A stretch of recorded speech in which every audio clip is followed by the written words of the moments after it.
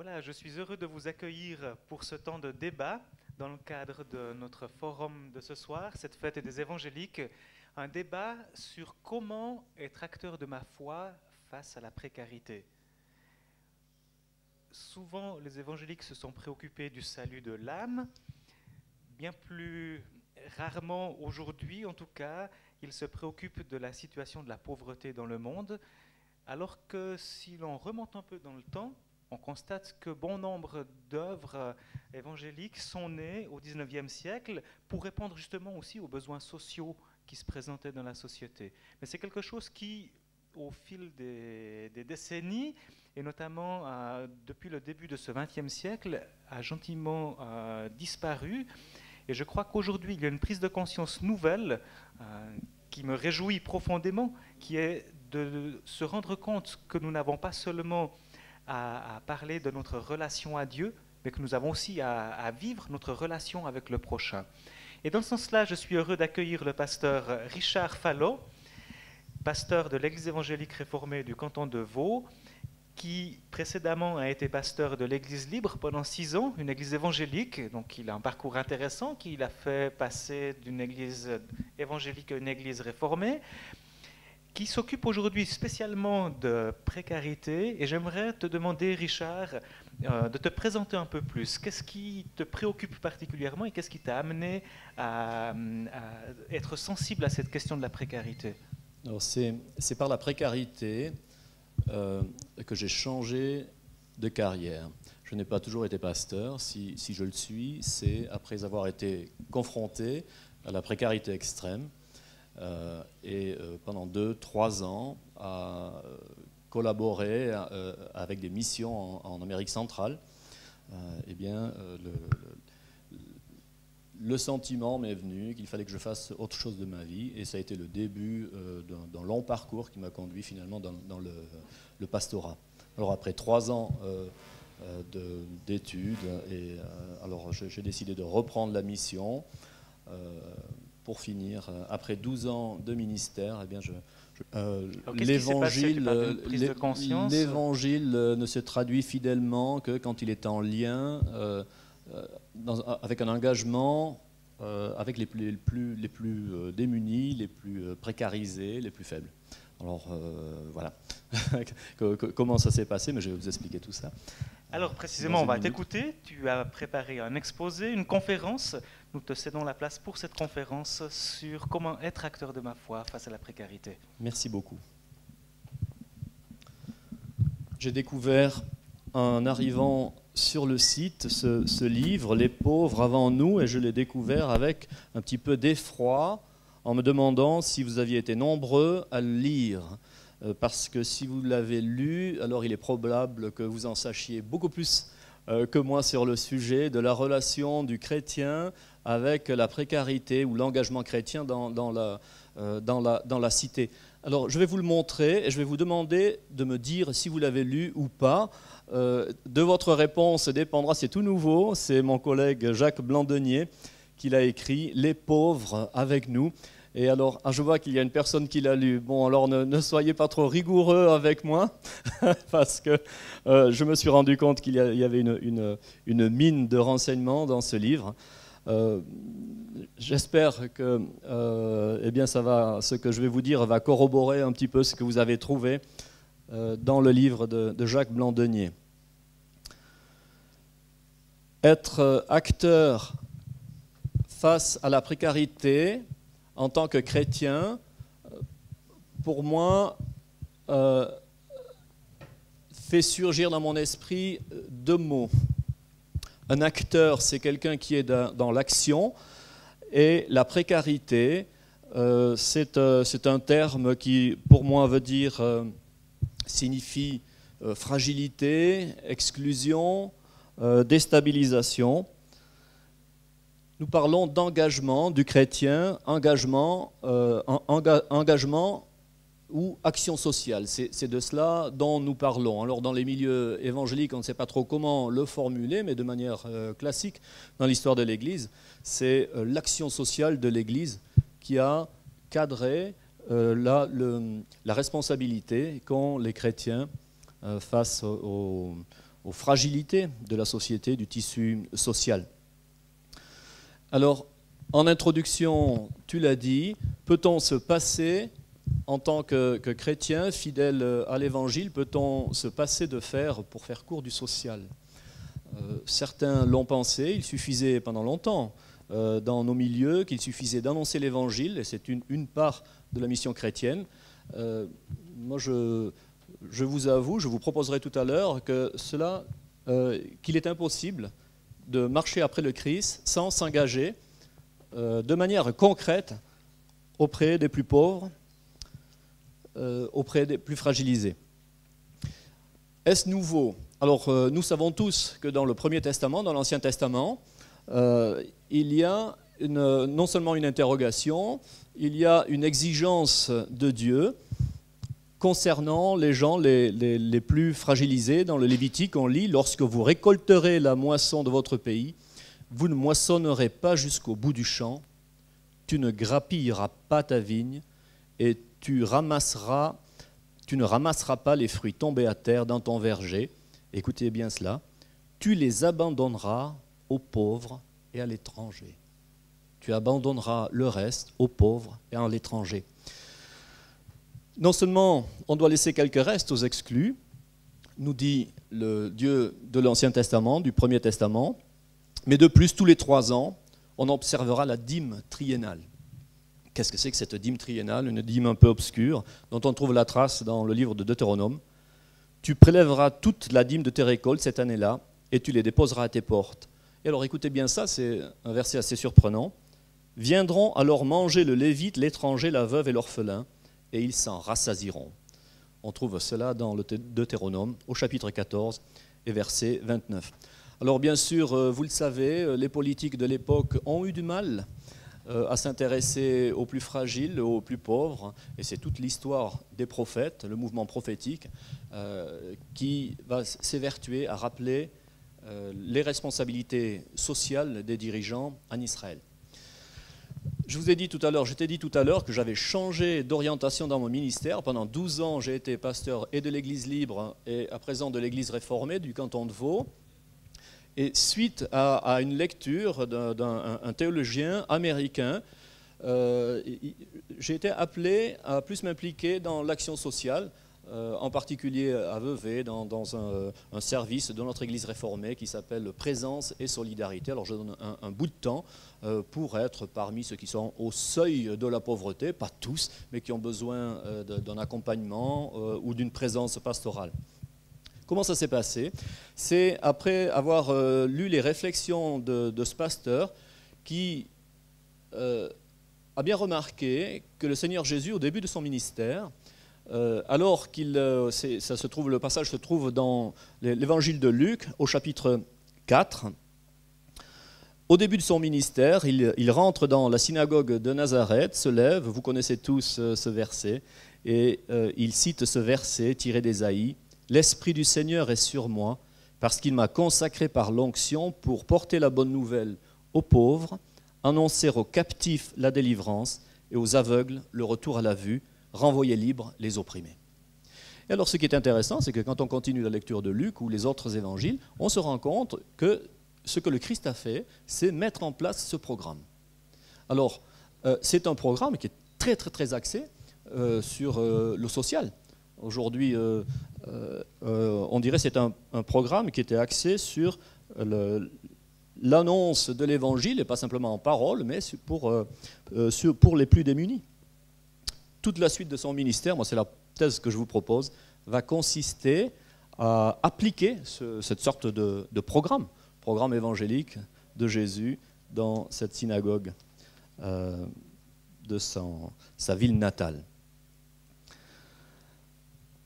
Le grec a un mot assez intéressant pour parler de la compassion du Christ.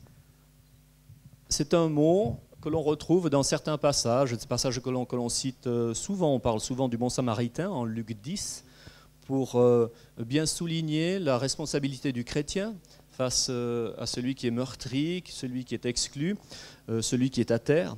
Ce mot de compassion, qui est traduit par compassion, c'est splanchinosomai.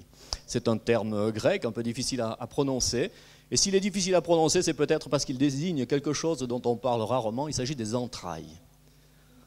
Dans le Nouveau Testament, quand on parle de Jésus qui a de la compassion, on parle de quelqu'un qui a de la compassion, c'est quelqu'un qui est saisi aux entrailles. Si je peux parler un peu de manière un peu crue et comme ça, c'est être pris aux tripes. C'est quand on voit une situation qui nous prend à l'estomac et qu'on décide de faire quelque chose. Cela, c'est la compassion du Nouveau Testament. L'apôtre Jean utilisera ce même terme. En 1 Jean 3,17, il pose cette question. Si quelqu'un jouissant des biens de ce monde voit son frère dans la nécessité et lui ferme, non pas ses oreilles, non pas sa bourse, non pas sa porte ou ses fenêtres ou son compte en banque, s'il lui ferme ses entrailles, comment l'amour de Dieu demeurerait-il en lui s'il lui ferme ses entrailles? Alors finalement, l'engagement des chrétiens dans la société, c'est exactement cela. C'est écouter ce que nous ressentons à l'intérieur, c'est une question d'intériorité, quand nous sommes face à une situation de détresse. Je vous dis tout cela pour bien vous montrer que ce n'est pas nouveau. Tout au long de la Bible, le Dieu de la Bible se soucie du pauvre, de l'orphelin, de la veuve, de celui qui est exclu. Une église ou une communauté peut-elle faire l'économie d'un engagement social et ne pas écouter ses propres entrailles? C'est la question qui nous est posée. Moi, je vous propose que non. Une église qui veut être fidèle au Nouveau Testament doit, dans son programme, avoir une part de diaconie. Alors, moi je suis de ceux qui pensent qu'il y a 4 éléments dans une église qui veut être fidèle au Nouveau Testament. Une église n'est pas une entreprise commerciale qui vise à attirer le plus de monde possible. Elle doit faire 4 choses. Et j'espère que dans votre église, dans vos communautés, eh bien, à un moment ou l'autre, une de ces activités se déroule. Il y a dans l'Église, l'Église a pour mission de développer ce que l'on appelle la communion fraternelle, la koinonie, c'est la première chose, la construction de la communauté. La deuxième chose, une Église a besoin d'annoncer l'Évangile, en grec c'est le kérygme, elle a besoin d'annoncer la bonne nouvelle du salut et de la grâce et du pardon en Christ.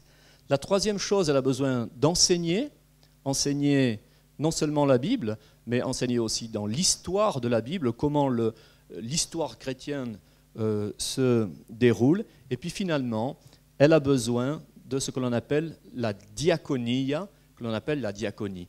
Donc voilà les 4 piliers qui, pour moi, fondent une église véritable, néo-testamentaire, à la différence de notre projet, tel que celui d'un télévangile, Éliste par exemple, qui pourrait lui aussi par la télévision. Alors je sais qu'il y a mon collègue Léchaud qui va nous parler des médias, mais on pourrait imaginer quelle est la différence. Pourquoi un télévangéliste finalement, pourquoi ne peut-on pas dire que c'est une église, puisque lui aussi il annonce l'évangile, n'est-ce pas? Il lit la Bible, il enseigne. Alors pour moi, il n'y a pas de communion qui est créée là, et puis surtout souvent il n'y a pas de diaconie, d'action sociale qui est portée par toute une communauté. Alors voilà une grosse différence. Qu'est-ce qui fait une église néo-testamentaire, fidèle au Nouveau Testament? C'est qu'il y a dans ses activités ces quatre phases, dont la diaconie. Alors pour répondre à la question que j'ai posée, vous pourrez tout à l'heure dans le débat me dire si vous êtes d'accord ou pas. Alors il y a cette dimension d'engagement social, d'action sociale, de diaconie qui est absolument indispensable. On voit que dans l'Église, en tout cas depuis la Réforme, les réformateurs et d'autres après ont tenu à l'action sociale. Calvin, on sait que Calvin, dès la Réforme, insistait sur le ministère de diacre à côté de celui de pasteur, de docteur et d'ancien. Il insistait lourdement pour qu'il y ait un ministère du diacre qui soit impliqué dans l'engagement social. Mais après Calvin, il y en a eu d'autres, hein, en Angleterre au XVIIIe siècle. L'évangélisation est liée aux devoirs sociaux des chrétiens. Si vous lisez les biographies de George Whitefield ou John Wesley, J'ai vu qu'il y avait un stand de méthodistes. Alors là, si vous allez prendre une biographie de John Wesley, vous verrez combien sa prédication était liée à la détresse des ouvriers de ces banlieues au XVIIIe siècle. Le fondateur de l'Armée du Salut, William Booth, je crois, c'est comme ça qu'il s'apprêtait, aussi prêchait sur des terrils. Et les milieux revivalistes issus du réveil, dont est issue la branche évangélique, hein, les évangéliques sont issus du réveil, eh bien vous savez que ces milieux revivalistes créeront les sociétés d'abstinence pour lutter contre le fléau de l'alcoolisme, qui était un réel fléau à l'époque, et encore aujourd'hui. D'autres ont créé des orphelinats, des maisons pour handicapés. En France, la Fondation Beauce, à la Forge, en Dordogne. Enfin bon, bref, j'arrête là la liste. Aujourd'hui, l'Armée du Salut continue cet engagement social au nom de l'Évangile. Puis, on a l'impression parfois, pour nous, que l'engagement social s'arrête aux revivalistes anglais. On aurait tort de négliger l'action sociale qu'ont eu des patrons entre deux guerres du côté de Mulhouse, qui ont été des patrons chrétiens, protestants, qui ont été les premiers à instaurer un système de retraite et les premiers à financer la construction de cités pour les ouvriers, pour leur permettre de vivre décemment, d'avoir de l'eau. C'était du côté de Mulhouse. Autour des pasteurs Élie Gounel, Wilfrid Monod, Tommy Fallot. Tous ces gens ont laissé une empreinte derrière eux, plus connue sous le terme du mouvement du christianisme social. Comment émerge un ministère social au sein d'une communauté? Finalement, c'est ça la question qui est posée.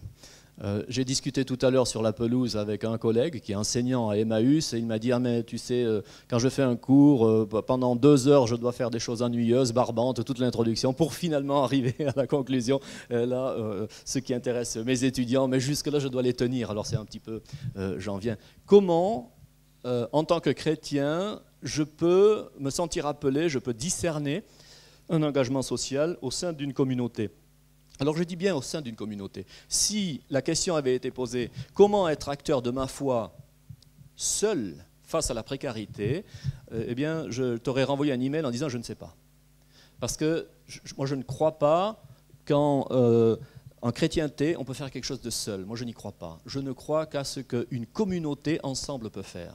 Alors je veux bien répondre à la question, comment en communauté, que ce soit une église libre, une église réformée, comment émerge une vision et un engagement social? Alors, je le dirais de manière très simple, il faut laisser l'Esprit de Dieu agir et ne pas trop attendre, mes amis, de vos responsables pasteurs.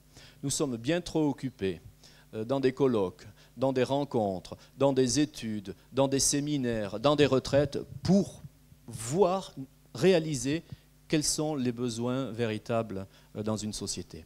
Ce que je vois en étudiant l'émergence de mouvements sociaux, c'est que c'est, à 90% des fois, c'est les laïcs. Ce sont des gens qui eux-mêmes ont été confrontés à la misère sociale, qui se sont mis à 2 ou 3 et qui sont allés chercher après un responsable d'église pour dire comment est-ce que l'on fait. C'est cela, moi je prêche pour des sortes de think tank dans les églises pour que les chrétiens qui sont confrontés à une situation difficile, sociale, se mettent ensemble.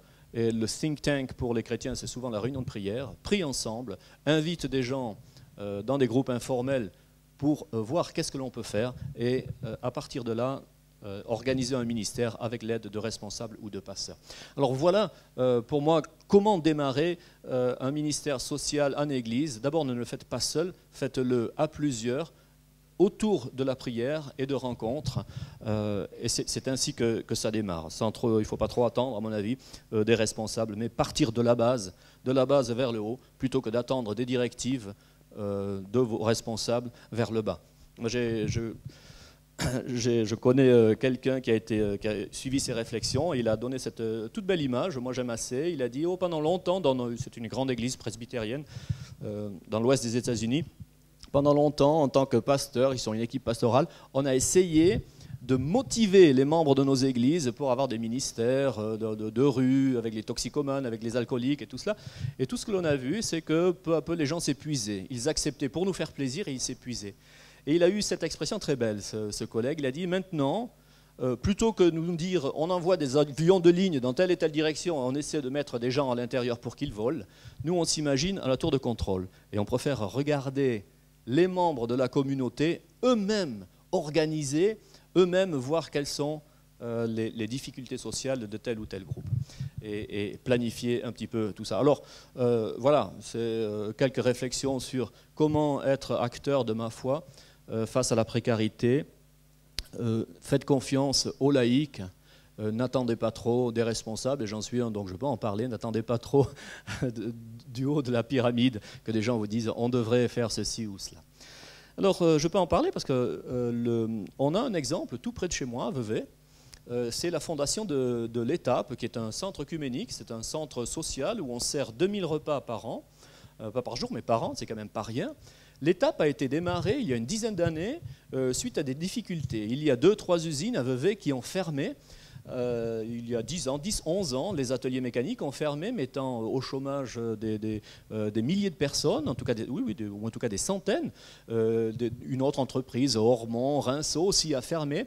Et il se trouve que 2 membres de la communauté des anciens fossés sont tombés au chômage et on s'est rendu compte que de plus en plus de gens arrivaient à l'église pour dire ben voilà, mon frigo est vide. Et il y avait là une véritable détresse sociale.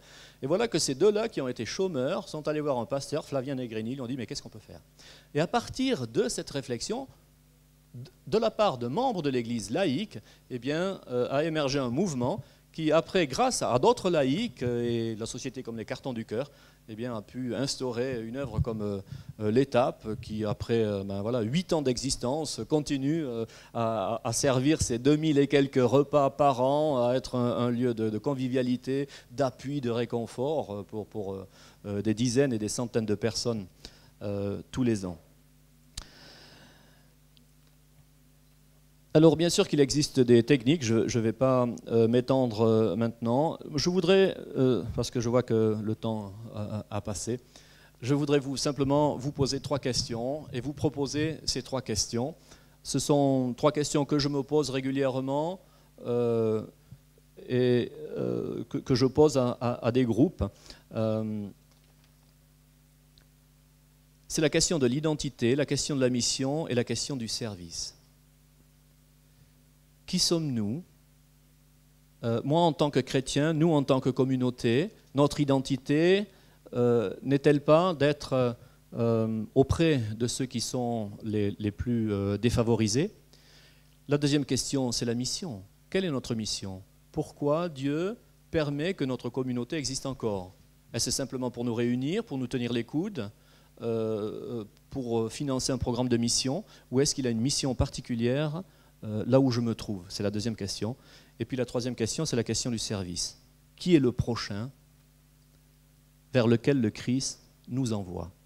Quel besoin patent dans notre coin de pays le Christ nous demande-t-il de combler? Dans quel coin de ma ville, de mon village, de ma banlieue, les services sociaux sont sous-représentés ou pas très présents? Ce sont là les questions auxquelles on doit répondre. Et la réponse, on l'obtient à plusieurs, je vous l'ai dit, en se réunissant à plusieurs. Et c'est ainsi que les ministères d'engagement social fonctionnent.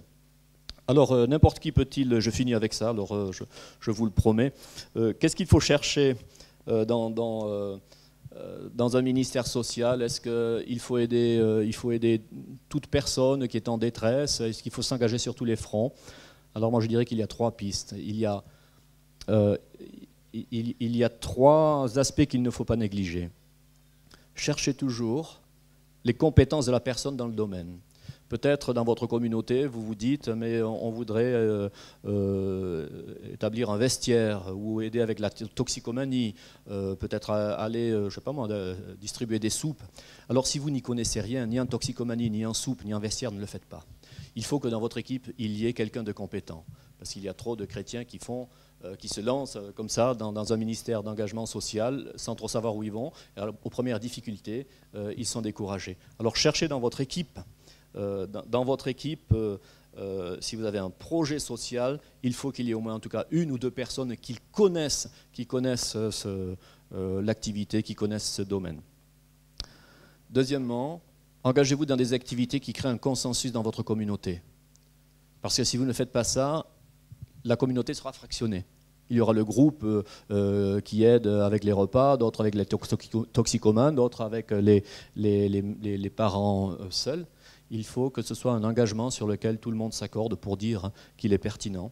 Et puis, troisièmement, travailler sur le long terme. Vous savez, quand on s'engage dans le social, on touche à des structures qui mettent beaucoup de temps à se mettre en place et à se démonter aussi. Donc le social, ce n'est pas une affaire de 6 mois, de 2 ans. Travailler, il faut privilégier des projets qui sont sur le long terme. Je compare souvent l'église, enfin tout à l'heure je vais comparer un bateau, un avion je vais la comparer à un bateau. C'est pas comme un zodiaque. Une église c'est pas comme un zodiaque, avec 4 ou 5 personnes on dit ben allons là, on va aller comme ça. C'est plutôt comme un paquebot, n'est-ce pas? Ça prend du temps pour tourner, il y a beaucoup de monde à l'intérieur, mais ça prend beaucoup de temps à virer. C'est comme ça qu'il faut entrevoir l'engagement social sur le long terme, avec des gens qui sont compétents, et ce sont des problèmes que tout le monde voit, où il y a consensus dans la communauté. Et je crois que là, avec l'aide de Dieu, en restant ouvert, eh bien, votre engagement social, il a toutes les chances de réussir. Je conclus en vous posant encore cette question. Elle est un peu plus résumée. Je l'ai mise en conclusion.